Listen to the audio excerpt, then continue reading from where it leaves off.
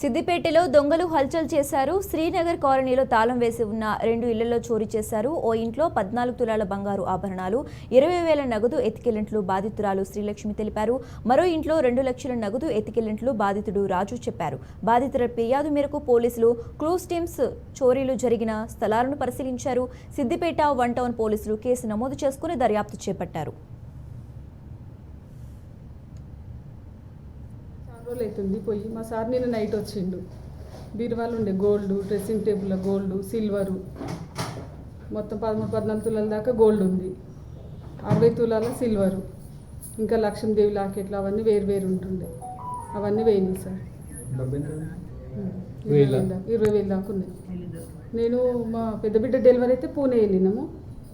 ఈరోజు ఫోన్ చేయగానే ఈరోజు ఇప్పుడే వచ్చినాం అన్నట్టు. హైదరాబాద్కి వచ్చినాం మొన్న. హైదరాబాద్ నుండి ఇప్పుడు ఇటు వచ్చిన ఫోన్ చేసి తెలిస్తే. జెడ్పీసీఎస్ పెద్ద కోర్టులో టీచర్గా పనిచేస్తాను. నేను మా బిడ్డ డెలివరీ అవుట్లా పూణేకి వెళ్ళాను. ఆడ 4-5 రోజులు ఉన్నాను. తర్వాత 22వ తారీఖు నాడు ఇక్కడికి వచ్చిన. 22 నుంచి మొన్నటి వరకు ఇక్కడనే ఉన్నా. నేను సాయంత్రం 6:15కు నేను బస్ ఎక్కి హైదరాబాద్కి వెళ్ళాను.